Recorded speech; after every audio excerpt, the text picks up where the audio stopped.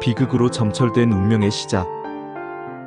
16세기 중반, 조선의 궁궐에는 두 여인이 있었다. 한 명은 권력에 대한 야망으로 가득 찬 문정왕후였고, 다른 한 명은 그저 남편을 사랑했던 평범한 여인, 인순왕후 한씨였다. 그녀의 삶은 남편인 인종이 즉위한 지 8개월 만에 세상을 떠나면서 깊은 비극에 잠기게 된다. 사랑하는 남편의 죽음과 권력의 소용돌이 속에서 그녀는 어떤 운명을 맞이했을까? 사랑과 불안이 공존했던 세자빈 시절. 인순왕후는 1532년 명문가 한성한씨에서 태어났다. 그녀의 아버지는 영의정을 지낸 한학의 후손, 한치흥 모치는 유님의 딸이었다. 즉, 조선의 최고 명문 가문 출신이었던 것이다. 1545년 그녀는 14살의 나이로 명종과 혼인해 왕비가 된다.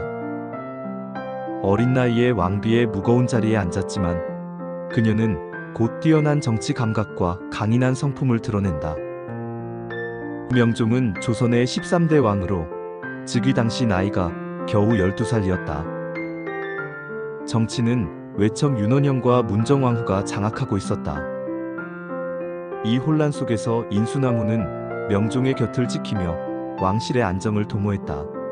특히 그녀는 명종이 단명할 것을 예감한 듯 후계 문제에 깊은 관심을 기울였다. 왕실의 혈통이 끊기지 않도록 대비했던 것이다.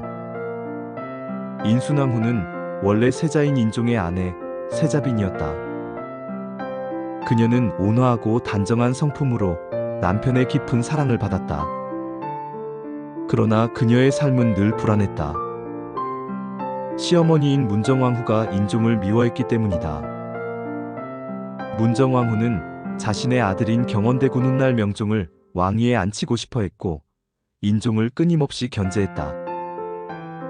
인순왕후는 시어머니의 노골적인 미움을 견디며 오직 남편의 건강과 안위를 걱정했다. 인종의 즉위, 짧은 행복의 순간. 마침내 중종이 승하하고 인종이 왕위에 올랐다.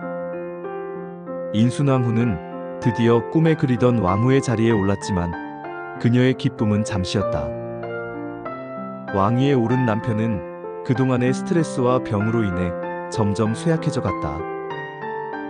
그녀는 남편을 지극정성으로 간호했지만 문정왕후의 견제는 계속되었다.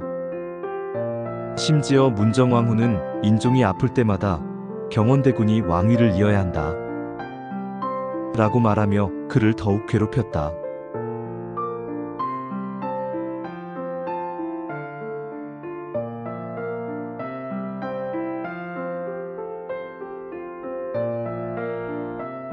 인종의 의문스러운 죽음과 비통함. 인종이 즉위한 지 8개월이 되던 해 그는 갑작스럽게 세상을 떠났다. 당시 사람들은 문정왕후가 인종을 독살했다는 소문을 공공연하게 퍼뜨렸다. 인순왕후는 남편의 차가운 주검 앞에서 오열했다. 그녀는 남편의 죽음이 단순한 병사가 아니라 시어머니의 욕심 때문이라고 믿었다.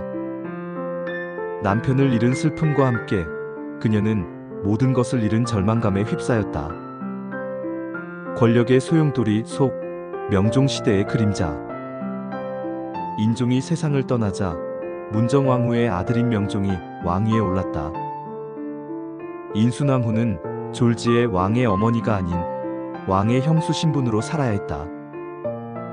그녀는 젊은 나이에 남편을 잃고 시어머니의 감시와 견제 속에서 외로운 나날을 보냈다. 권력의 중심에서 밀려난 그녀는 오직 남편과의 추억을 그리워하며 조용히 자신의 자리를 지켰다. 비운의 국모, 인순왕후의 재조명. 1575년 인순왕후는 43세의 나이로 세상을 떠났다. 비록 짧은 생애였지만 왕비로서, 대비로서, 섭정으로서 그녀는 조선을 안정시킨 버팀목이었다. 사람들은 그녀를 어진 왕비이자 현명한 대비라 불렀고, 그의 무덤은 경기도 고양시 서울흥에 자리하고 있다.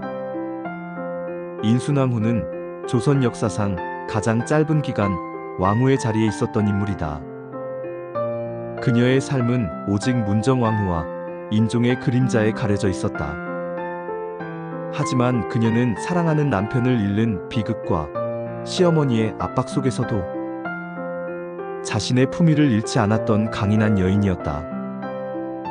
그녀의 삶은 권력보다 사랑을 택했던 한 여인의 순결하고도 비극적인 이야기로 남아있다. 사랑하는 남편을 잃고 비극의 국모가 된 여인.